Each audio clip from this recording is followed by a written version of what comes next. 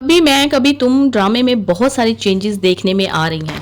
जिस तरह शर्जीना ने अपने वालदैन की इज्जत को महफूज रखने के लिए एक निकम्मे, नकारा और निखट्टू से निकाह को कबूल किया और उस बेचारे ने भी एक बात के बदले में जो उसने इससे कहा था कि तुम कभी भी मेरे से कोई बात करोगी ना या मेरे से मदद मांगोगी तो मैं दोस्तों की तरह तुम्हारा साथ दूंगा।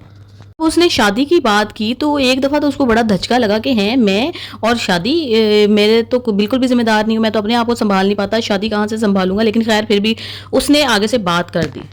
चलो जो होगा देखा जाएगा। ख़ैर जो हुआ फिर आपने भी देखा, हमने भी देखा कि किस कदर डिसअपॉइंटिंग सिचुएशन थी। लेकिन मैं इस चीज़ को बहुत ज़्यादा अप्रेज़ करती हूँ कि ड्रामा जो है वो मैं हानिया आमिर की वजह से देखना शुरू हुई थी। लेकिन बाद में जो फ़हद मुस्तफ़ा की एक्टिंग थी, उसने जिस तरह से अपने आप को कंट्रोल किया है, शुरू-शुरू में बिल्कुल भी ताउन नहीं कर रहा था। लेकिन जब उसने देखा कि ये जो लड़की है ये किस तरह से मेरी केयर कर रही है, मेरे कमरे को समेट रही है, मेरे घर वालों को ख़्याल कर रही है और फिर मेरी जो इज़्ज़त है उसको डाउन नहीं होने दे रही। जिस तरह से भी मैं करता हूँ, काम नहीं करता, जो भी करता हूँ, लेकिन वो मेरे लिए एक शील्ड बन जाती है, आगे से मेरी तारीफ़ें करके लोगों के मुँह बंद करवा देती है। ये चीज़ उसने आज तक कभी नहीं देखी थी क्योंकि उसके वालिदैन ने हमेशा उसको टॉन्ट ही किया, उसे कभी समझाने की कोशिश नहीं की, कभी मोटिवेट नहीं किया कि ये भी सुधर सकता है। उसे ऐसे लगा कि बस मेरी लाइफ़ ऐसे ही है, मैं बेकार ही हूँ।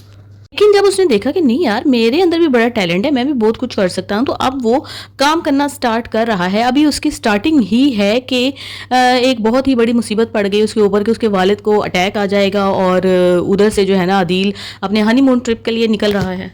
और डॉक्टर्स कहते हैं जी कि 12 से 14 लाख रुपया लगेगा, इसका आपको अरेंज करना पड़ेगा और फिर ही इनका ऑपरेशन हो सकता है। तो अब 12 से 14 लाख रुपया वो कैसे अरेंज करे? या तो ये कि वो पहले से जमा किए होते, उसके पास कुछ अर्सा पहले से वो काम कर रहा होता, लेकिन उसने तो काम अभी शुरू किया। उसे एहसास हुआ कि कितना ज़रूरी है पैसा ज़िंदगी के लिए। मैं जो समझता ही नहीं था इस बात को, तो शर्जीना जो कहती थी, जो मेरी वालदा कहती थी, चीखती थी, वो बिल्कुल ठीक कहती थी। जी, डॉक्टर्स की माँ सुन के ना बात सुन के ना उसकी माँ जो है वो सबसे पहले अदील को ही कॉल करती है क्योंकि उसको पता है अगर पैसा लगाएगा तो अदील ही लगाएगा। ये लोग किसी काम के नहीं है। मुस्तफ़ा जो है वो तो बिल्कुल कोई काम करता नहीं है, तो उसके पास पैसा कहाँ से आएगी, वो सोच भी नहीं सकती थी। और शर्जीना शर्जीना से पैसे लेने को वो अपनी बेइज्जती समझती है। खैर इसके वालिद की अब डेथ हो जाएगी और फिर अदील जब वापस आएगा उसकी माँ उसको बताएगी कि हमने तुम्हें कितने फ़ोन किए और तुमने एक फ़ोन भी अटेंड नहीं किया। तब उसको पता चलेगा कि मेरी बीवी जो है उसने मेरे से छुपाया कि मेरे घर से कॉल्स आ रही थी और उसको इतना रिग्रेट फील होता है। फिर वो कहता है कि मैं अपने वालदा के साथ रहूँगा। वालिद तो मेरे से बिछड़ चुके हैं जिन्होंने मुझे घर से निकाला था, तो अब मैं अपनी वालदा के साथ रहूँगा।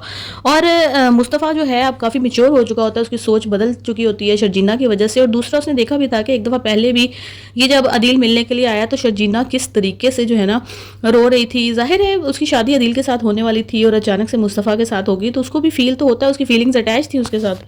तो जब देखेगा कि ये तो अब रहने के लिए आ गया है, अब शर्जीना के साथ इसका एक घर में रहना बहुत ही ज़्यादा मुश्किल है, तो वो शर्जीना का हाथ पकड़ेगा और घर से निकल जाएगा। और वालदा भी उसको नहीं रोकेगी क्योंकि उसने एक निकम्मे और नखारा टटू का क्या ही करना है। लेकिन उसके बाद जब उसकी वालदा असलियत देखेगी अदील की कि वो तो अपनी बीवी के हुक्म के बगैर ज़रा भी दुम तक नहीं हिला सकता, तो वो हैरान और परेशान हो जाएगी कि ये क्या। और फिर उसको शर्जीना याद आएगी कि शर्जीना किस तरह से मेरी हेल्प करती थी, इवन वो जॉब भी करके आती थी तो आके घर का काम करती थी।